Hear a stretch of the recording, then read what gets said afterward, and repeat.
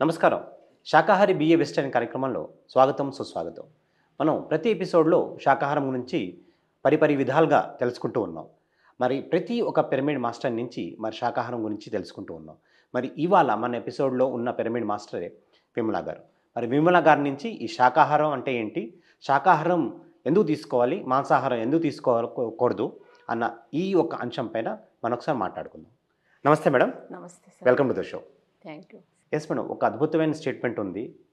ఆకులు తినే మేకలు కొండలు ఎక్కుతున్నాయి, మేకలు తిన్న మానవుడు మంచం ఎక్కుతున్నాడు. అంటే దీని ఒక అర్థం ఏంటి మేడం? మన జీవన విధానం మానవుడు శాకాహారం తినడానికే ఉన్నాడు. ఎస్. అది జంతువులు ఏంటంటే ఆ మేక కూడా శాకాహారే ఫస్ట్. అందుకే ఏంటి మేకలు తినే వాళ్ళ మనుషులేమో మంచాలు ఎక్కుతున్నారు, ఆ శాకాహారం తిన్న మేకనేమో కొండలు ఎక్కుతుంది. అంటే శాకాహారంలో ఎంతో అద్భుతమైన ప్రోటీన్స్ ఉంది, బలం ఉన్నాయి. మాంసాహారంలో ఏమీ లేదు. మరి మాంసాహారం తీసుకున్న వాళ్ళు మంచం ఎక్కుతున్నారంటే అనారోగ్యాలు పాలవుతున్నారు. మేక ఏంటిది ఆరోగ్యంగా ఉంటుంది. అది ఆ ఉన్నంత ఎంతకాలం జీవిస్తుందో అది అంతకాలం ఆరోగ్యంగా జీవిస్తుంది. ఆకుల అల్లం తిని అది బతుకుతుంది. మరి మానవుడు తినకూడనిది తిని రోగాల పాలవుతున్నారు, హాస్పిటల్లో పాలవుతున్నారు. మరి ఈ ఆకులు అల్లంలో ఎలాంటి విటమిన్స్ ఉండవు, ఎలాంటి ప్రోటీన్స్ ఉండవు. మరి ప్రోటీన్స్ విటమిన్స్ ఉన్నదంతా మరి మాంసాహారంలో ఉందని చాలామంది వితండవాదం చేస్తూ ఉంటారు. సో అలాంటి వాళ్ళకి మీరు చెప్పే సమాధానం ఏంటి? ఎందుకు లేదు సార్, చాలా ప్రోటీన్స్ ఉన్నాయి ఆకుకూరలలో, ఫ్రూట్స్లలో, మొలకలలో, క్యారెట్స్, ఇవన్నీ ఎన్నో ప్రోటీన్స్ ఉన్నాయి. కానీ ఇవన్నీ తెలియదు వాళ్ళకి. ఇంతకు మాంసాహారంలోనే ఉన్నాయి అంటున్నావు. ఒక్క ఎగ్గులో ఉండే ప్రోటీన్స్ ఒక కప్పు బౌల్లో పల్లీలు, ఆ పల్లీలలో ఎన్నో ప్రోటీన్స్ ఉంటాయి. ఓకే, అందులో ఉండే ప్రోటీన్స్ ఇందులో దొరుకుతాయి. దీన్ని ఇలా మార్చుకోవచ్చు. అదే తెలియక అందుకే మాంసాహారం తింటూ ఉన్నారు. ఎన్నో ప్రోటీన్స్ అంటే చాలా ఉంటాయి. ఆకుకూరలు తింటే ఏ విటమిన్ ఉంటుంది, క్యారెట్స్లలో, ఫ్రూట్స్లలో ఎన్నో రకాలు ఉన్నాయి, ధాన్యాలు ఉన్నాయి మనం తినడానికి. ఎన్ని రకాలు మనకు అవకాశం ఇచ్చింది నేచరు. ఇవన్నీ వదులుకొని జంతువులను చంపి తినడం ఎంతవరకు కరెక్టు? Yes madam. అంటే మనం చాలామంది ఏమంటారంటే మేకలు, కోళ్ళు, ఈ రకరకాల జంతుజాలాలు ఉన్నాయి కదా, ఇవన్నీ ఇక్కడ మనం తింటున్నాం కాబట్టే అది సరిహద్దుల్లో ఉన్నట్టు ఉన్నాయి, కరెక్ట్గా ఉన్నాయి. మనం ఎప్పుడైతే తినడం మానేస్తామో వాటి సంఖ్య పెరిగిపోయి ఈ భూమి అంతా అక్కడ వ్యాపిస్తాయి అని చాలామంది ఒక కొత్త ఫిలాసఫీ చెప్తూ ఉంటారు. మరి ఇలాంటి ఫిలాసఫీ ఎంతవరకు సబబు అంటారు? లేదు సార్, మనం ఎలా బ్రతకడానికి ఈ భూమి మీదకి వచ్చామో, మనం ఎంతకాలం ఉంటున్నామో అది మన దాన్ని బట్టే, మన డిజైన్ బట్టే వస్తున్నాం. అవి కూడా వాటి డిజైన్ ప్రకారమే వస్తున్నాయి. అవి తింటే మన కోసమే అవి వచ్చాయి, మనం తినకపోతే అవి ప్రపంచం అంతా నిండిపోతుంది ఏదో అనుకుంటున్నారు. అది కాదు. అవి ఎంతకాలం మనం తినడంత వరకు మనం దాంట్లో అలా ఉంటే అవి ఎంతకాలం జీవించాలి అంతకాలం జీవిస్తే వాటి ఎలా వచ్చినాయి అలాగే వెళ్ళిపోతాయి. అంతేగాని మన కోసమే అవి వచ్చాయి, అవి తినడానికే ఉన్నాయి భూమి మీద, మనం తినకపోతే అవన్నీ ఇంకెక్కువైపోతాయి, అదన్నీ ఇంపాసిబుల్. అది కరెక్ట్ కాదు. మనం ఎలా జీవించినా అది కూడా అంతే. ఇప్పుడు మానవుడు అనేది ఫస్ట్ జంతుజాలం తర్వాతనే మానవుడు వచ్చాడు. మనం వాటి దగ్గర నుంచే మనం నేర్చుకుంటున్నాం అనుకుంటున్నాం. ఇంకా అంటే మనమే ఇంకా దిగజారిపోయి ఉన్నాం. ఫస్ట్ పాయింట్ అవే. ఇంకా అన్నిటిని గ్రహించే శక్తి కూడా వాటికి ఉంది ఫస్ట్ మానవుడికి. దాని తర్వాత వచ్చిన మానవుడే ఇంత దిగజారి ఇలా ఉంటే అవి ఎంత ఇదిగా ఉన్నాయి, అది ఎంత కరెక్ట్గా ఉన్నాయి, నేచర్తో కనెక్టింగ్తో ఉంటున్నాయి. ఇంకా అవి మాంసాహారం తినే వాళ్ళకి కోపం ఎక్కువ ఉంటుంది, అలాగే హై ఇమోషన్స్ ఉంటాయి. అన్ని రకాల ఇమోషన్స్ చాలా హైలో ఉంటాయి. ఎక్కువ అతి ప్రేమ, అతి కోపం, అతి గాబరా, అతి ధైర్యం లేకపోవడం. సో ఇలాంటివి అన్నీ కూడా హై లెవెల్లోనే ఉంటాయి తప్ప లో లెవెల్లో ఏముండవు. అలాగే వాళ్ళు ఈ రకమైన ఇమోషన్స్ ఉంటాయి. ప్లస్ ఈ మాంసం తినడం మూలంగా వాళ్ళకి రోగాలు కూడా ఎక్కువ వస్తాయనేసి అంటారు. సో అది ఈ అంశంలో మీరు చెప్పే సమాధానం ఏంటి? ఎస్ సార్, అది మాంసాహారం తినే వాళ్ళల్లో ఈర్ష్య, ద్వేషం, అసూయ, కోపం, రాగద్వేషాలు, అన్నింటి మీద పెత్తనం, ఇలాంటివన్నీ చాలా ఉంటాయి అన్నట్టు. ఎప్పుడైతే శాకాహారం తింటూ మన సాత్వికాహారం తింటూ సాత్వికంగా ఉంటామో అద్భుతమైన ఆలోచనలు ఉంటాయి. ఇక్కడ పాజిటివ్ ఆలోచనలు ఉంటాయి. అవి తిన్న వాళ్ళ దగ్గర నెగిటివ్ థాట్స్ ఉంటాయి. అంతా ఆ నెగిటివ్ థాట్స్తో ఏం చేస్తున్నామో కూడా స్పృహను కోల్పోతారు. అందుకే అది కరెక్ట్గా అయిన ఆహారం కాదు. శాకాహారమే అద్భుతమైన ఆహారం. ఇది తిన్నవాళ్ళు అద్భుతమైన ఆలోచన, అంటే ఎంతో క్రియేటివిటీ మన దగ్గర ఉంది, కానీ దాన్ని అలా తినడం వల్ల అవన్నీ కోల్పోతున్నారు. ఓకే. అవన్నీ ఆ క్రియేటివిటీ అనేది మన లోపల ఉంది, కానీ మనంతల్ని మనమే దాన్ని బయటికి రానియకుండా అవి తిని కోపాలు అవన్నీ ద్వేషాలు పెంచుకొని మనల్ని మనమే ఇది చేసుకుంటున్నాం. ఇవి తినడం వల్ల పాజిటివ్గా ఆలోచిస్తాం, కూరగాయలు తినడం వల్ల. ప్రకటనలు మీవి, ప్రచారాలు మావి, జీవితంలోని వెలుగులందరివి. పిఎంసి తెలుగు ఛానల్లో మీ యాడ్స్ కోసం సంప్రదించవలసిన ఫోన్ నంబర్స్. ఒక గొప్ప వ్యక్తి అన్నాడు, నా కడుపు శ్మశానం కాదు, చచ్చిపోయిందన్నీ తీసుకొచ్చి దీంట్లో వేయడానికి. చచ్చిపోయిన దాన్ని మనం మరి శ్మశానంలో పాత పెడతాం లేదా అంటించేస్తాం. సో అలాంటిది కాకుండా మరి మనం ప్రత్యేకించి ఒక నిండు జీవిని చంపి దాన్ని కోసి దాన్ని చిత్రహింసలో పెట్టి ఉప్పు కారం జల్లుకుని మరీ తీసుకొచ్చి మన కడుపులో పడేస్తున్నాం. అది ఎంతవరకు సబబు అంటారు? నేను అదే చెప్తుంటాను సార్ చాలామందికి మాంసాహారం ఎందుకు తినవద్దు అని అంటే, ఒక మనిషి చనిపోతే ఎంతసేపు ఉంచుకుంటున్నారు ఇంట్లో? 1 గంట 2 గంటలు ఒక పూట అంతే ఉంచుతున్నారు. తర్వాత ఏం చేస్తారు? శవాన్ని తీసుకెళ్ళి బయట వేస్తున్నారు, శ్మశానాన్ని తీసుకెళ్ళి తగలబెట్టేస్తున్నారు. మరి అదే మూగజీవి కూడా దాన్ని కూడా చంపేసి అది కూడా ఏమవుతుంది? అది కూడా శవమే కదా. మరి ఆ కలయబరాలను మీ కడుపులో వేసుకుంటున్నారు, మీ కడుపులో ఏమన్నా శ్మశానాలా అని చెప్తుంటాను నేను చాలా వరకు ఇలాగే చెప్తుంటాను. అలా చెప్పినప్పుడు వాళ్ళల్లో కొంత ఒక్కసారన్నా మేలుకొల్పుతారు వాళ్ళకి. ఎస్, అవును కదా, ఇది నిజమే కదా, మనం నిజంగానే ఆ కలయబరాలను, అంటే ఒక మనిషి చనిపోతేనేమో శవం అని బయట ఇక్కడే వేసేస్తున్నాము, అదే మూగు జీవులను చంపి మన కడుపులో వేసుకుంటున్నాం, మన కడుపులో శ్మశానాల అన్న ఒక్కసారన్నా ఆలోచన వస్తుంది వాళ్ళకి. అందుకే దాన్ని అవాయిడ్ చేయాలి. ఎస్, అది మనం తినకూడదు, తినే ఆహారం కాదు. మష్రూమ్స్ తింటూ ఉంటాం. ఆ మష్రూమ్స్ తినడం మూలంగా మరి ఎటువంటి లాభం ఉందంటారు? అది శాకాహారంలోకి వస్తుందా, అసలు ఆహారంలోకి రాదంటారా? సరైన ఆహారంలోకి రాదంటారా? మీ యొక్క అభిప్రాయం ఏంటి? సరి అయిన ఆహారం కాదు సార్ అది. పత్రి సార్ కూడా చాలాసార్లు చెప్పారు మష్రూమ్స్ తినొద్దని. ఎప్పుడైతే తను చెప్పినప్పటి నుంచి నేను ఎప్పుడైతే ఏదైతే చెప్పారో అది తూచా తప్పకుండా ఆచరిస్తుంటాను నేను. అది ఎప్పుడైనా మేము తినము మామూలుగా. అది తినడం అంటే ఫంగస్, అది తినకూడని ఆహారమే, దానివల్ల ఉపయోగం ఏమీ లేదు. ఫస్ట్ పాయింట్ అంటే చిన్న ఉదాహరణ దీనికి, బుద్ధుడు అనేవాడు ఆయన భిక్షాటన చేస్తూ వెళ్తూ ఉన్నప్పుడు ఒక చెట్టు కింద అలసిపోయి పడుకున్నప్పుడు ఒక ఆవిడ తీసుకొచ్చి ఈ ఆహారం తీసుకొచ్చి ఇస్తుంది అన్నట్టు, మష్రూమ్స్. ఆయన శిష్యుల్లో ఆయన అందరు ఉంటారు అక్కడ. ఆ మష్రూమ్స్ తెచ్చి ఇయ్యగానే ఈయన కొంచెం తిని చూసి, ఇది వద్దు, ఎవరు తినకూడదు, ఇది గుంత తీసి గుంతలో పాతి పెట్టేసి అని చెప్తాడు. అందుకంటే అది పాయిజన్ అయింది అది. ఎస్, అది మీరు ఇందాక చెప్పాను, పాయిజన్ అది. అందుకే తినకూడదు మష్రూమ్స్ అనేది, తినొద్దు అనేది సార్ అందుకే చెప్పారు. వెల్లుల్లే కానీ మష్రూమ్సే కానీ ఇవన్నీ. ఒక గొప్ప వ్యక్తి ఏమన్నాడంటే, ఎప్పటిదాకా అయితే ఈ భూమిపైన కబేలఖానాలు ఉంటాయో, అంటే ఎక్కడైతే స్లాటర్ హౌసెస్ అంటారు ఇంగ్లీష్లో, దాన్ని తీసుకొచ్చి ఈ జంతుజాలాన్ని తీసుకొచ్చి చంపే ఒక ప్లేస్ ఉంటుంది, దాన్ని స్లాటర్ హౌసెస్ అంటారు, లేకపోతే కబేలఖానా అంటారు. అది ఉన్నంతకాలం ఈ భూమిపైన యుద్ధాలు జరుగుతూ ఉంటాయి అనేసి అనడం జరిగింది. సో ఇది ఒక కర్మ సిద్ధాంతానికి సంకేతం అనేసి అని చెప్పచ్చు అంటారా? ఎందుకంటే ఈ సృష్టికి మనం ఏమిస్తే తిరిగి మనకి అదే వస్తుంది. ఎప్పుడైతే ఒక జీవిని చంపుతున్నారో తీసుకొచ్చి అక్కడ, తిరిగి మనకు కూడా అదే వస్తుంది, మనము పొందుతాం. అది మనం ఒక్క జీవిని చంపితే మీకు 10 రెట్టింపై మన దగ్గరకు వస్తుంది. అందుకే నేచర్ ఈజ్ ఆల్వేస్ రైట్ అన్నారు. అందుకే ఏ జీవిని హింసించే హక్కు మనకు లేదు, చంపే హక్కు అంతకంటే లేదు. మనలాగా ఈ భూమి మీద బతకడానికే ఉన్నాయి, ఏ జీవిని చంపాల్సిన హక్కు లేదు మనకి.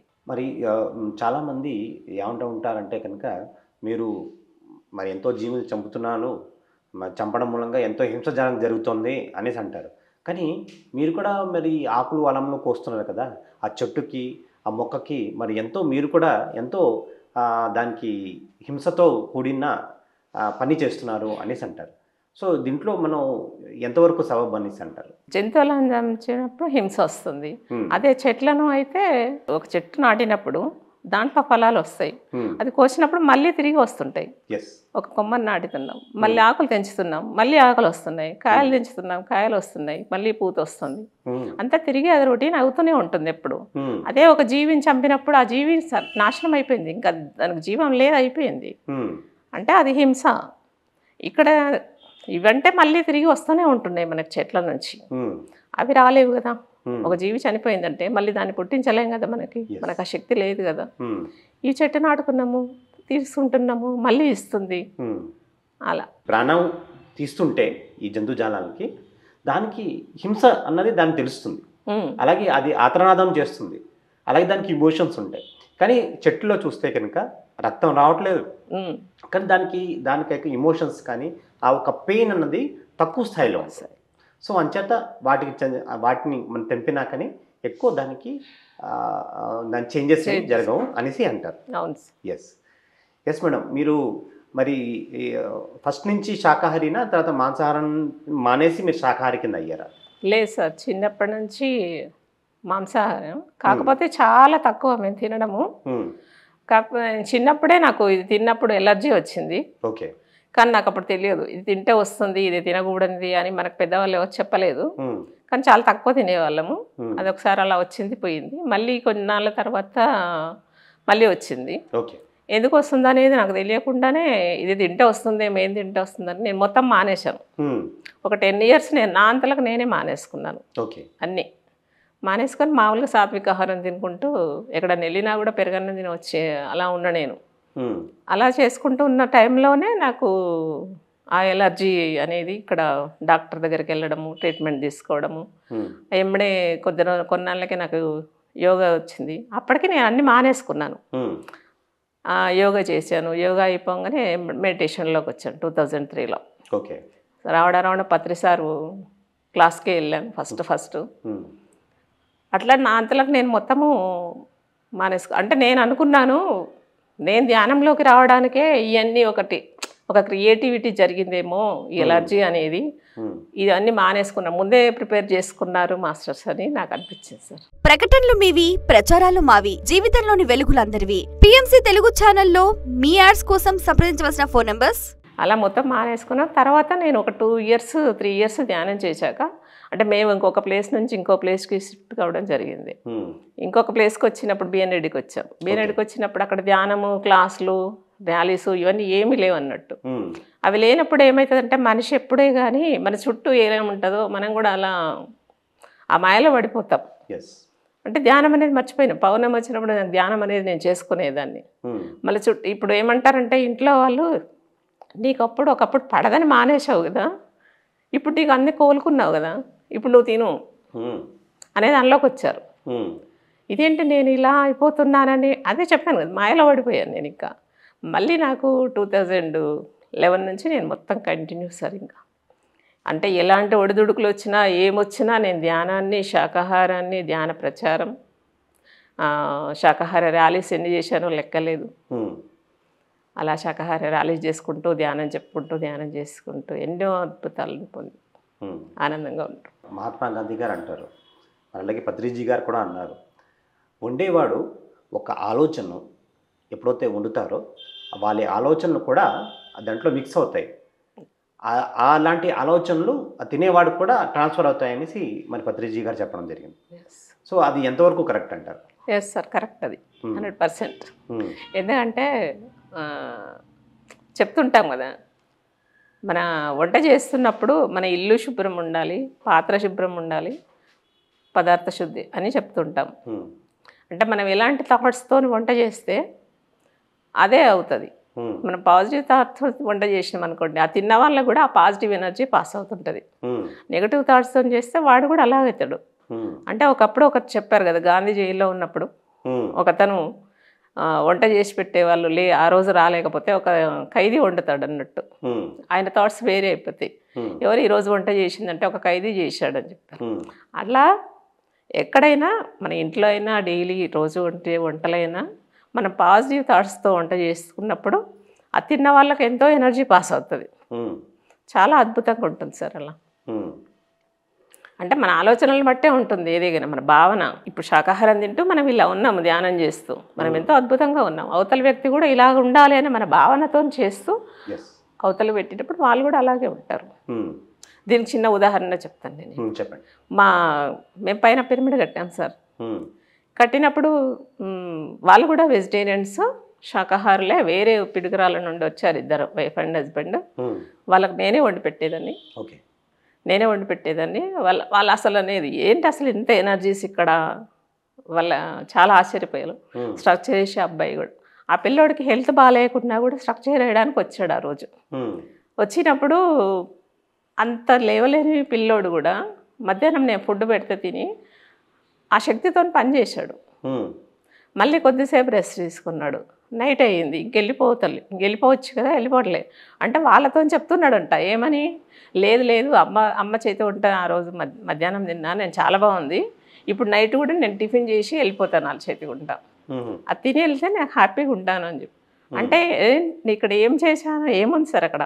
ధ్యానం చేసి మనం వంట చేస్తున్నాం, పాజిటివ్ థాట్స్తో ఉంటున్నాము, ప్రేమతత్వంతో ఉంటున్నాం. అంటే అందులో ఎన్నెన్ని వేసాము వంటలో అనేది ముఖ్యం కాకపోతే నువ్వు ఎంత ప్రేమతో వండుతున్నాం అనేది ముఖ్యం.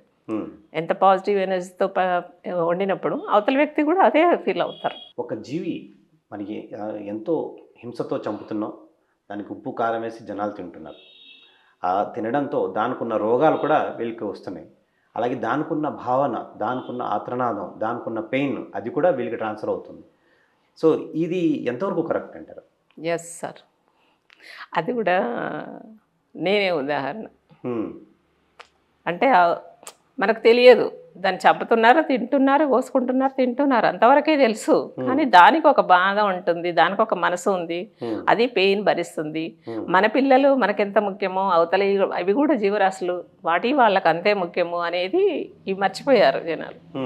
అంటే నేను ఒకప్పుడు కొంచెం తిన్నాను కదా, ఆ తిన్నది ఎప్పుడంటే నాకు ధ్యానంలో వచ్చినాక, నేను ధ్యానం చేస్తున్నప్పుడు మనకు అనిపిస్తుంటుంది మనం తప్పు చేశాము అనేది, మన అంతరాత్మ చెప్తూ ఉంటుంది. నాకు ఒకసారి ఇక్కడ గొంతులో పెయిన్ వచ్చింది. ఇంట్లో వాళ్ళకి చెప్తే ఏం చెప్తారు, మనకి హాస్పిటల్ తీసుకువెళ్తారు, ఎక్స్రేలు, ట్రీట్మెంట్ ఇదంతా అంటారు.